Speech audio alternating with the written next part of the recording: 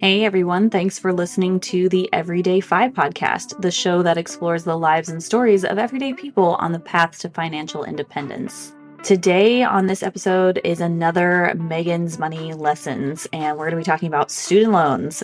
I just want to caveat this that I am recording this literally the day before I launch it because this past weekend was Thanksgiving and I had family over and cooked a lot and just haven't had time to record this episode. But you should be getting a lot of really great information because I went through the ringer when it came to student loans. After we hear from the sponsors, I'll dive right into the story. You know, it's funny when I look back at my story. Sometimes I did things really well when it came to my education and paying for it, and sometimes I made really bad decisions. And I really don't understand why there's such a difference between the two. Why did I, make the decision to only go into debt a little bit for my undergrad, but then completely went balls to the wall when it came to my master's? I have no idea. Maybe you guys can, help me figure this out as you listen to this. Okay, let's dive in to the curse that a lot of us millennials and Gen Z and Gen X all had to endure: student loans. So, the setup. In my household, college was not an if, it was a where, meaning there was no argument whether or not you were going to school. You were going, and it just depended on where you were going. So, I had to go to college. It was an expectation in my household. I guess you could call us WASPs, even though half my family was Catholic and the other half were agnostics. We were basically WASPs, white Anglo-Saxon Protestants, for people who don't know what that means. And in those kinds of households, that's how college is looked at. You have to go. So the topic of how to pay for college didn't really come up much while I was in high school. I wasn't the best student, but also wasn't the worst. I think it's very interesting that people in high school have gotten 4.0s before when, you start high school as a 14-year-old. And 14-year-old, 15-year-old Megan did not care about school. I graduated with a solid B average. My GPA was I think around 3.0 or 3.2. I really don't remember. But this meant no scholastic scholarships for me. It just wasn't going to happen. I actually went to 3 different colleges. The first school I went to was a junior college. And the reason why I went there was because my stepmom was head of the science department. So I got free tuition and I could live at home because it was near where I live. Well, near is relative. It was 40 minutes away, but I commuted every day for the first 2 years I lived at home. And so I saved a crap ton of money those first 2 years because all I was paying for was fees and books. And that was it. I wish I could remember the exact reason why I chose this school. I wish it was because of the money, but it really wasn't. It was, I believe, because my stepmom worked there and because my high school in East Texas really did not prepare me for life outside of high school. It was not a very good school. It focused a lot on sports and not a whole lot on education. And so I just didn't really feel prepared for university life. So basically, I was like, okay, let me start at this kind of in between school, dip my toe into being an adult and making adult decisions. I do find it funny that I still lived at home though, so really not so much. And I will say there was a lot of battles between me and my father about how adult I was allowed to be while still living under his roof. Was I allowed to spend the night at my boyfriend's house? Was I not allowed to spend the night at my boyfriend's house? Who knows? I did it anyway because I was like, I'm over 18. I can do what I want. But all in all, suffice it to say, the first 2 years of school only cost me a couple $1,000s.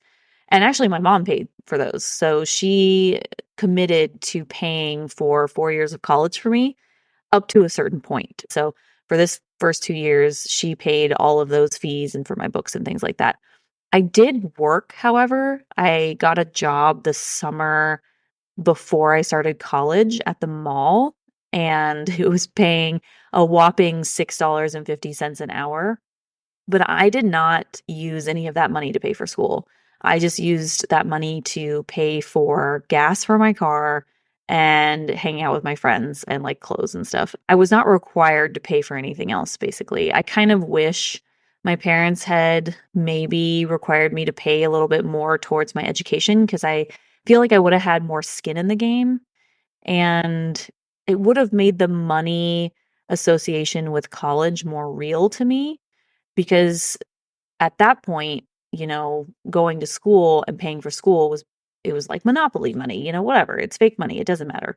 But they didn't require that. So it is what it is. But that's one thing that I reflect on, that when I have kids, what I'm going to do when it comes to paying for school. Am I going to have them pay for it all themselves? Am I going to help them? And it just has me thinking about how I would like to have them approach money. And I think I would like to set them up for paying for a certain portion of the school. Like maybe they pay for the fees, or maybe they pay for all their books and supplies and things like that, so that they have that skin in the game. So that was the first good decision that I made. I didn't take out any loans and had basically the first 2 years completely paid for. And I was also able to transfer those credits over. So I was getting a junior college associate's degree. So it wasn't a full 4-year degree. And of course, I majored in art because that was my passion and still is. And an associate's art degree gets you nowhere, basically. I think if I had majored in maybe business, I could have potentially gotten a job after these 2 years and not even had to go anymore. But that's not the path that I took. I decided to major in art. And I'm not going to go into how that decision of majoring in art affected my life today. I'm actually going to save that for another Meghan's Money Lessons episode. But don't worry, I will get there and we will talk about that, because if you guys have been listening to my show at all, you know that I don't work in the arts anymore. I work in tech. So, what happened there? But you'll have to stay tuned for another episode on that one. Okay, so once I got through junior college, I actually had a 4.0 GPA. I was super stoked.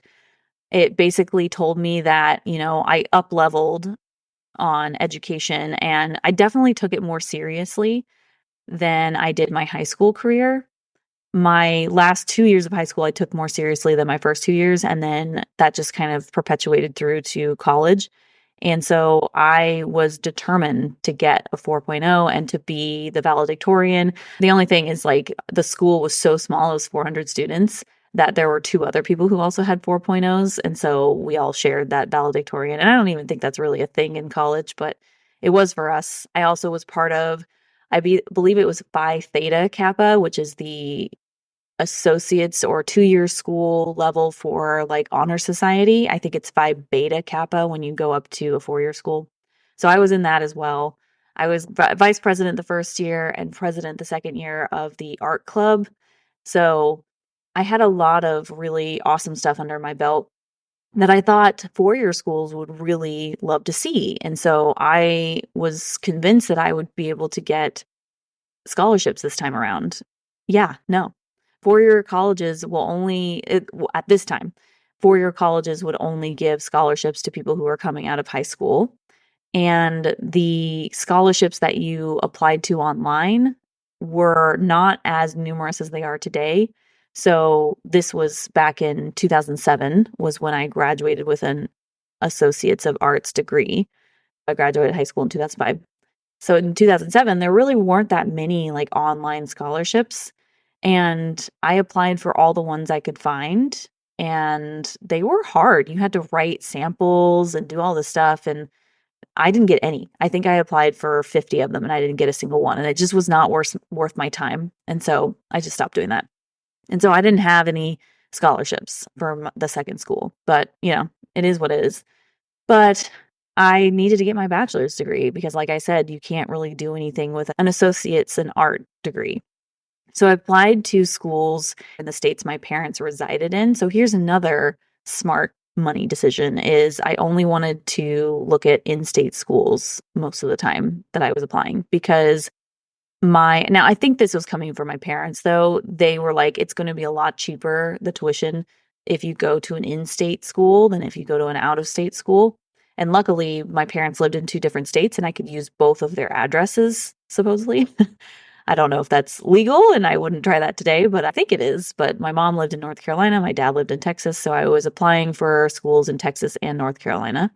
And so I applied to UNC Greensboro, I applied to UT Austin, and I also actually looked at applying to Cornell. That was the one out-of-state school that I actually looked at and wanted to apply to because I thought, oh, I've got this 4.0. It was actually relatively easy to do that.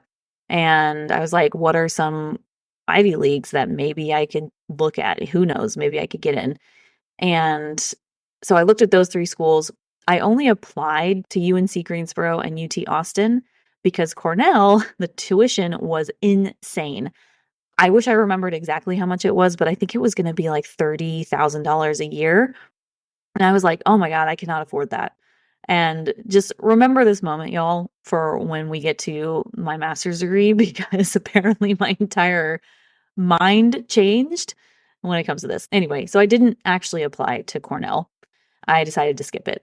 So I applied to UNC Greensboro and UT Austin. UT Austin did not accept me because, and we weren't really sure why. My dad was convinced it was because I said I wanted to major in art, and he said they probably have too many liberal arts students, and so they wanted more business students. So that was probably why I didn't get in.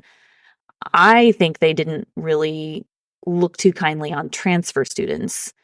And I will say, again, I don't know what colleges are doing today, but I would really do research on if you want to send your kid to a two-year college, but they have a university in mind that they really want to get into, look at their opinion about transfer students and whether or not they like transfer credits or anything like that, because UT Austin, I really don't think that they were big on that. And so that's why I think I didn't get in.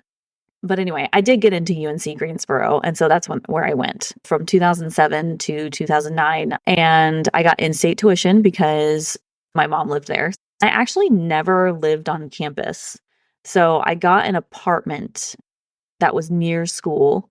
And because my mom said that she would pay for portions of the school because she couldn't afford to pay for all of it, she said, I'll either pay for the school itself, so tuition, fees, books, whatever, or I'll pay your rent. And so I opted for her to pay my rent. I kind of wish I would have taken the other option because I think I left undergrad with around $9,000 to $10,000 in debt. And that's actually really good. But my rent was only like $400 a month. I know everybody's probably, dying right now. Can you imagine $400 in rent? I can't, but it was pretty cheap. And it was a one bedroom, like I lived alone and everything. And I even had a job in college still. I had jobs throughout this whole process, and they were all retail. So the job I had in Greensboro actually paid decently. It paid $9 an hour, which, back in 2007, that's pretty good. So I could have paid my own rent, but she paid for it, and then I took out loans for the rest of it. So again, I'm using this monopoly money to pay for school rather than having skin in the game. And so I used all of the money that I made with my retail part-time job to pay for food and booze and clothes. And I really never learned how to use it responsibly. I just used it to buy what I wanted. And again, I look back on that and wish two things. I wish I had either had the wherewithal to ask my mom to pay for the college itself and then I pay for the rent, or my mom having the wherewithal to say, I'm going to pay for your school. If you want to live off campus, you have to figure out how to pay your own rent. That's what I wish had happened. And I think that would be what I would do with my own kids if they want to go to college. I also would probably encourage them to live on campus at least 1 year, because that is one experience that I have heard from a lot of people who went to college that really solidified some deep relationships for them. And I didn't have that. Just to back up a little bit in my story, I moved around a lot as a kid and as a young adult and just a regular adult. I moved around a lot. Like I said, I went to 3 colleges, and I went to, I believe, 11 different schools before college, maybe 10.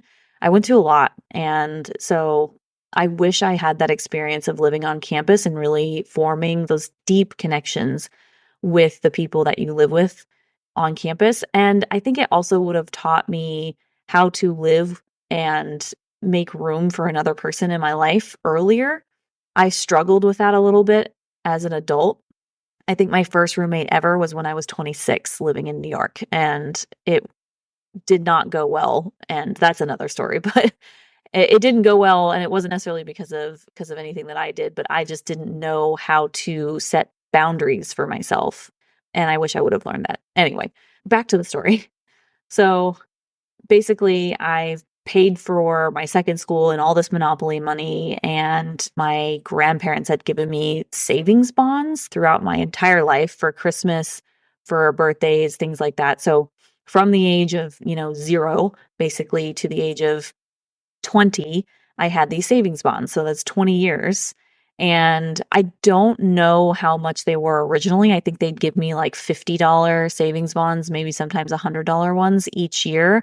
So say it's $100 a year and, over 20 years, that's $2,000. And I think when we cashed them, they were only $4,000. So not really the best return for savings bonds. I think a 529, I probably would have gotten more bang for my buck. But I didn't know what a 529 was. My mom didn't really know what that was either. She didn't put anything in a 529 because she said she couldn't afford it as we were growing up. And then she just didn't think about it when my grandparents gave me these bonds. And I think that's just what they did. My grandparents were a generation before my mom, who was a boomer, and bonds actually yielded a lot more in their generation, and they just didn't have the foresight to see that they wouldn't. I mean, who did? Nobody did. And so anyway, I didn't have very much money to pay for it. We did cash those in. And so I think my total college expense for the 2.5 years that I went to undergrad was around $15,000, maybe 16. And then I took out loans for the portion that the bonds didn't pay for. And so overall, I took out $9,000 worth of student loans, thereabouts, to get a bachelor's in art history. And so I graduated in December 2009. Just to paint you a nice economic landscape of where and when I was graduating. If y'all remember, the housing market crash happened in 2008, and the bottom of the stock market happened in 2009. And I was graduating in that same year. So our economy was basically in the toilet, and I had a liberal arts degree. So not really a place of strength coming out of college. Even though I had a 4-year degree, I could not find a job. By this time, it's January 2010. I'm working at a restaurant, living with my mom while searching for a job. I do want to say I had some work under my belt. I'd done 2 internships during school. And as an art history major, basically your internships are in art museums. And I had 2 unpaid internships that I'd done. One was for a summer full time, and one was during a semester for 6 months part time. And so I wasn't a complete newbie. Like I knew how to work in a museum and art setting. And I applied to all kinds of art institutions around the area, even like in other cities and other states. But all of them either didn't have roles for me or wouldn't hire me because I didn't have enough work history, or they wouldn't hire me because I didn't have a master's degree. And just let me say, there wasn't very many jobs to begin with, because everybody in art institutions tend to stay there for a very long period of time because it is such a hard field to break into, notwithstanding the fact that we were in a recession. So after several months of applying and getting nowhere, I started researching art history master's programs, because I was just like, there's nothing else for me to do here. These places are telling me that I need a master's degree to even be considered for an interview. So I'm going to get a master's degree. And I also missed school. I was good at school. I succeeded in school. I really loved my teachers and my classes. I graduated undergrad with a 3.73 GPA. Like, I was really good at school. And so that was where I saw myself succeeding, but I was not succeeding in the real world. So, that made me want to go back to school as well. The funny thing is, when I was researching these master's programs, I noticed that most of them make you take something called the GRE, which is basically just a standardized test. And I really didn't want to take one because first of all, I'm not very good at standardized tests. I don't do well under timed pressure. I have a little bit of, I don't want to say dyslexia, but where I will confuse some of the answers with others and mark the wrong thing sometimes. And I tend to second guess myself. And I do that thing. I'm sure all of us have done this where we've selected an answer and we're like, you know what?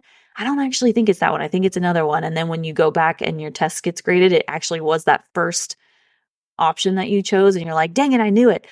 Yeah, that's how I am in standardized tests. It's not a good reflection of my abilities. And so I really didn't want to go to a school that made me take one. And there was actually one master's of arts program that was good. It was a museum studies program that didn't require it. And it was CUNY City College in New York City. So that's City University of New York City College in New York City. And so that's where I applied. And long story short, I got in. I had no other options, so I signed up for the fall semester that started in 2010. So at this point, like I said, I was living with my mom and working at a restaurant, and my mom was like, I'm not paying for a master's degree. I paid for 4 years, that's all you get out of me. So you're going to have to do this yourself, all by yourself. And the issue with that is up to this point, like I said, I was using Monopoly money to pay for school. So to me, I was like, okay, I'll just use some more Monopoly money to pay for this school because I was 22 years old and I didn't want to listen to my mom and I wanted to follow my passion. And she just kept saying, I just don't think getting a master's in art history is going to be worth it. But I was on the other side of that where I was like, this is my passion. I want to do it. My dad, on the other hand, was cheering me on, saying that education is the most valuable asset anyone could ever invest in. And so, confirmation bias, I went with what his advice was because that's what I wanted to do. And so he encouraged me to take out the maximum amount of money for the tuition and living expenses. He also encouraged me not to get a job and to focus on school because he believed that a master's degree was going to be way harder than undergrad. And that if I had a job, I would not be able to focus on school. And so I would get bad grades and like fail out and all this stuff. I mean, a master's degree was definitely harder, but I definitely could have had a job. To be fair, he thought he would actually pay me back for all of the schooling I had done one day once he received his inheritance. But he actually never received that inheritance. I'm not going to go into that story, but he never received it. So he's not paying for school, basically. So I took out the maximum amount in loans. I paid my school tuition, fees, and books. And then I lived off the rest in a 1-bedroom apartment in New York City with no roommates, might I add, while also going out to bars every weekend and racking up credit card debt, buying clothes because, hello, NYC fashion, woohoo. So I was just living it up and just, again, using this Monopoly money and not worrying about it. And I was going to pay it off later and it's fine. And I actually ran out of the money in the first year because I was paying out of state tuition because I didn't have any family members who lived in New York State. So I paid out of state tuition that first year and that depleted a huge chunk of my loans. And because I didn't have a job and I was spending all this money, I actually was like, oh crap, I am not going to be able to make my rent for the last couple of months of this year. And I had to get $1,000 a month from my grandmother for the last like couple of months because I could not pay all my bills. We'll be right back after this. So in year 2, things got a little bit easier because I was paying in-state tuition, so it was a lot cheaper. And I decided to get a part-time job at a museum so I could cover some of my expenses. But I still lived on all of my loans. I didn't give anything back. I still lived on those and used a lot of it to pay rent and then still went out to bars and shopped for clothes and all of that stuff. I mean, I was spending so much money on credit cards. I think I racked up like, I want to say between $7,000 and $8,000 of credit card debt on just crap that I didn't need. And I've told this story before, but I was able to claw that back. I basically graduated from my master's program in February 2013 with $65,000 in student loan debt.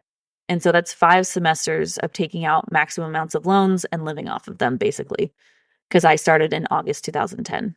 So what was the aftermath of all this? I lived in New York for 5 more years after that and averaged about a $25,000 salary each year. My rent was also around $1,000 a month for the first 4 years I lived in New York and then jumped up from there.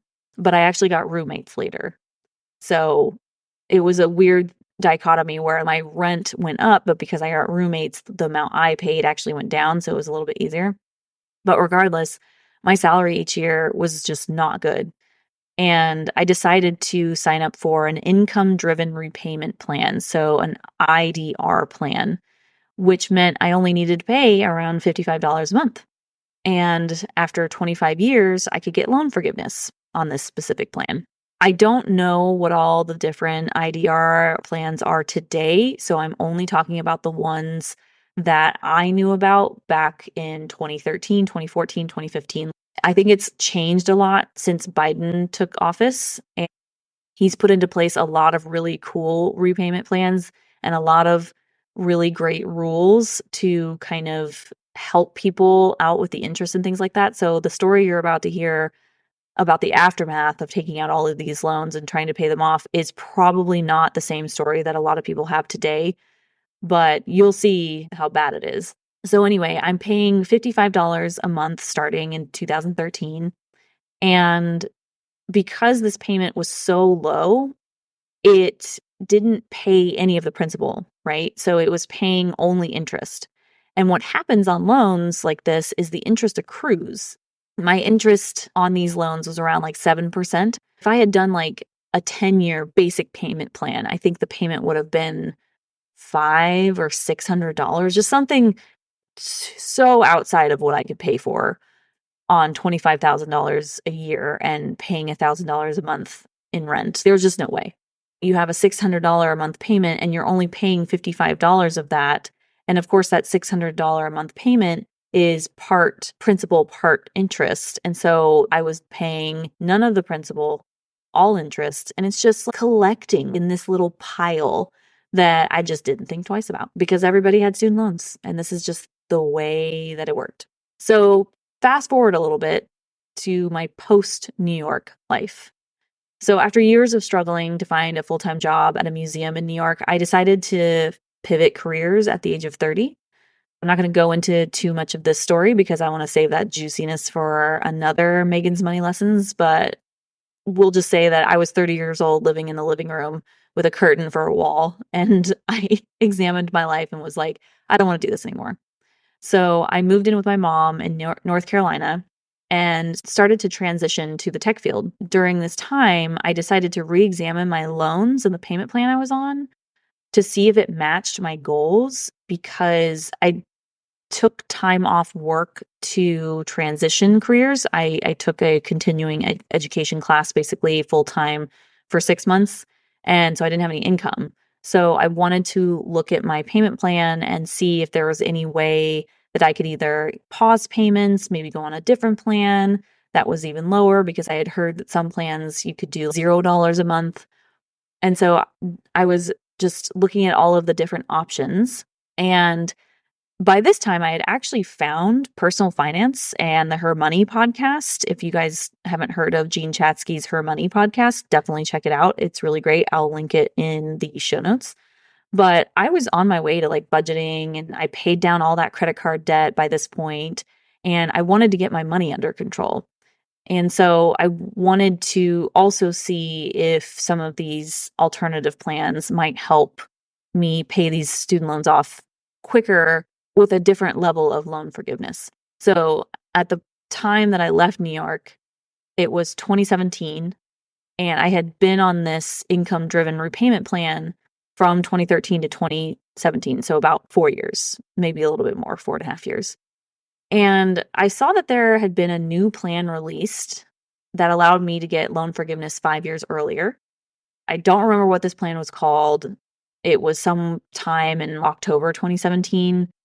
It was a huge mistake because when I called up my plan administrator and asked to switch, what I didn't realize was that I had about $17,000 of accrued interest on my account, and my original balance hadn't budged any. So my original principal balance was $65 and I had $17,000 of accrued interest because I wasn't paying anything towards that principal. I didn't really think about it because I was like, I'm going to get loan forgiveness anyway in 25 years, so who cares? When I switched to this new payment plan, the interest capitalized. So what that means is the $17,000 of accrued interest went onto my principal. To back up a little bit for anybody who doesn't know what this means, up to this point, I was only paying interest on the $65,000 amount, right? But once the $17,000 capitalized, my loan principal shot up to $82,000. So I was paying interest now on $82,000. I had no idea this was going to happen when I switched plans. None of the administrators told me this.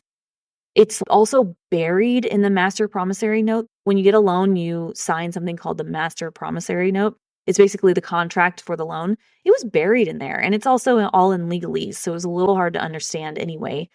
I was so furious and so upset. I just did not understand why my loan balance all of a sudden increased like that. I just want to warn anybody to make sure to read your master promissory note to make sure nothing like this is in here. However, I think this is one of the things that Biden put into place to kind of protect from. Don't quote me on that because I don't know all the details of the student loan reforms that he's done, but I believe this is one of them because I remember reading about it thinking like, man, that would have helped me back in 2017.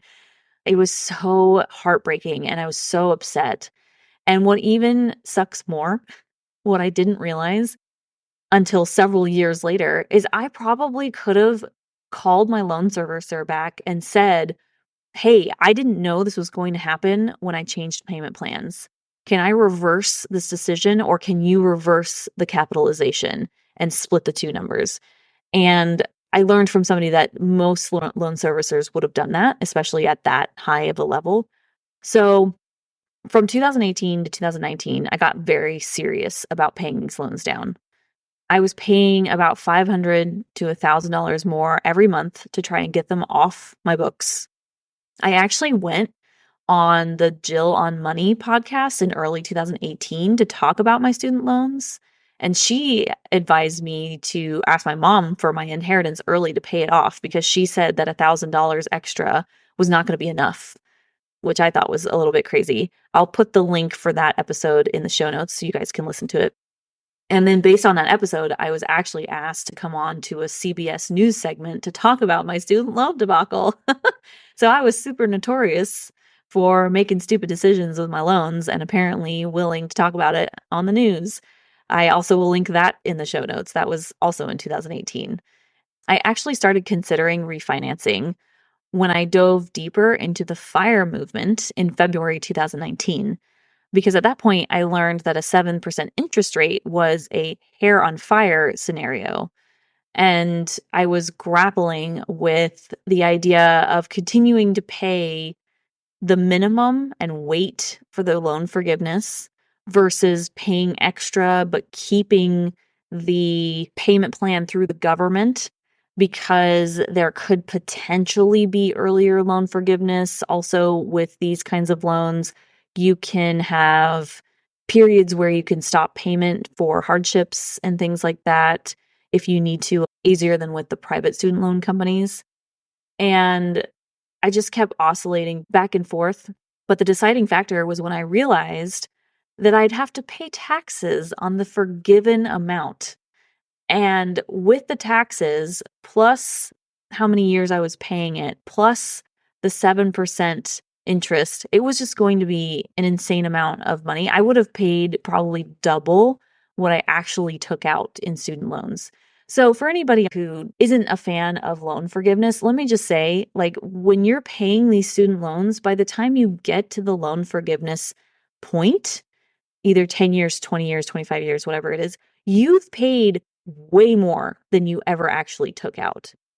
And I get that institutions lending money need to make money somehow, but these are government loans. The government doesn't need to be making interest off of poor students who are paying loans back. By this point, right now, 37-year-old Meghan has paid more than $65,000 of her student loans back. And that's how much I took out.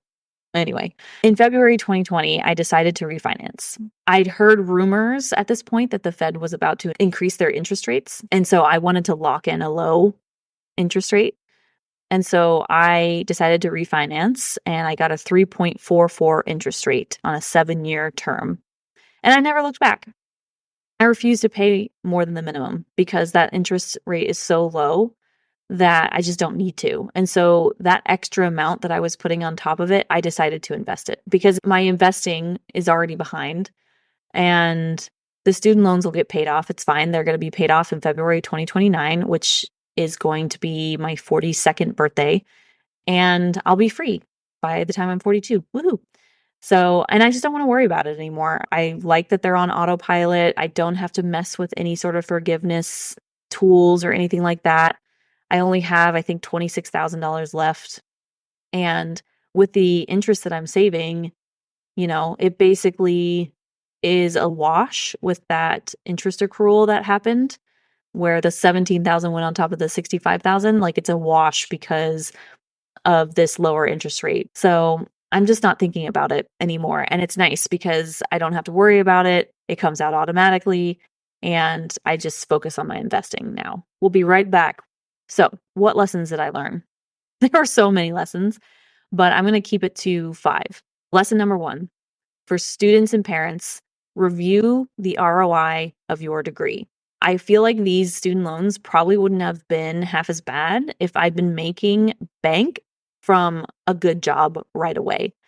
And I also would have never taken out loans for a master's degree because I would have gotten a degree that could get me a job right away. Now, part of that was the economy at the time, but having a liberal arts degree really is not lucrative in any economy, I don't think. So I would definitely do that research today. Now, for the rest of the lessons, these are the things that I would do in these situations. I am not giving you advice because I am not a student loan advisor. I'm not a financial advisor. But these following lessons are things that I wish I had done. So lesson number 2, try to take the minimum amount of loans rather than the maximum. It's okay to have a job in college. Honestly, it's probably better because you get some working experience under your belt. And this also prevents you from living off your loans, so to speak. So you only use them to pay for school and figure out your living expenses based on the money you have coming in from a job. So that sets you up for success because now you have to learn how to budget and figure out how to pay your expenses and basically have skin in the game, like I said earlier. Number 3, read your master promissory note in full and really understand the terms of your loan before you enter into repayment. Okay, so I lied. This is a piece of advice that I would give to anybody listening because anytime you enter into a contract, you should read it from top to bottom. I don't care if it's a rental contract, I don't care if it's a mortgage. You should read every single line of that contract. And if you can't understand the legalese of the master promissory note that comes with your student loans, you could hire a consultant to help you navigate your options and the ramifications of your choices. So Brad from ChooseFI actually interviewed somebody named Travis Hornsby, who is the head of Student Loan Planner, which is a great resource. Now, I haven't used them myself, but if I were graduating today, they would be somebody that I would probably look into using. I will put both that interview and the link to Student Loan Planner in the show notes. Okay, number 4, don't wait for the government to get off their butts. You may hear a lot of news headlines about student loan forgiveness, but I personally am thankful I just decided to refinance my loans and not worry about what they're doing. The people in government can't seem to figure out which way they want to go when it comes to student loans. One half of them want everything to be forgiven and to people to get a clean slate. The other half thinks that they need to pay their dues and they took out the loans and they were the ones who signed the contract, so they should pay it back. And there's so much infighting about this that I just don't think anything's going to happen anytime soon. Like I said, President Biden has tried really hard to get things going, but we have a long way to go because of this entire situation that I went through with student loans and what my dad promised me about paying for them, me waiting on the government to do loan forgiveness. I no longer rely on other people when it comes to my money. I don't want to have to wait for somebody to make a decision and have that influence. I do this in different ways. With investing, if I get a chunk of money, I invest it right away. I don't care what the market's doing. I don't care if it's up, down, sideways, whatever. I don't care. I'm investing it immediately because people saying the market is at all-time highs, they've been saying that for decades. And so that's one way that I don't let others control my money. Interest rates. I am not an interest rate shopper. I am in one high yield savings account. It's good enough. I don't care if it's a few points lower than somebody else. I don't care if it goes down or up or whatever. That money is earmarked for something very specific. It's my emergency fund. And I don't care what the rate is, as long as it's a high yield savings account and it's giving me a rate higher than the regular bank, good enough. I'm not going to go interest rate hopping because of what the Fed does. Another way that I didn't let outside opinions affect my life is I refinanced my student loans. And I'm super happy about it. And I am glad that they're going to be paid off and I'm only paying a 3.44% interest. If they all get forgiven completely in the next 5 years, I don't even think I'll be mad. I'll just be happy for the people who got that. And it is what it is. I missed the boat and that's fine. I don't think it will be given who our president is going to be, but yeah. Okay. And last lesson, number 5, don't let perfect be the enemy of good. Once you do refinance, don't look back. Even if student loan forgiveness happens the day after you do it, if your interest rate is significantly lower than it was, then it's a win. My interest rate was literally cut in half. That's a win. I was paying 7%, now I'm paying 3.44. That's a win. Even if, Biden on his last hurrah in office says student loans forgiven for everybody, that's fine. I still call what I did a win because I made the decision based on the information I had in the moment and not based on potential future information that I didn't have, because nobody can predict the future. One caveat: in this interest rate market, refinancing your student loans probably isn't much better than just sticking to your government payment plan. So, as I said before, this is not advice that I would give people today. This is the advice and the lesson that I learned in the moment when I made these decisions for myself. So, if you're sitting here thinking, oh, do I need to refinance my student loans? I am not a personal finance advisor or anything, but I probably wouldn't, just because the interest rates today are higher. And so you're not really getting a lot of savings if you were to refinance today. And you could still get some sort of government help, government payment plan that is easier for you to manage. You could also potentially get loan forgiveness. Like I said, that could come down the pike at some point. So just want to put that caveat out there.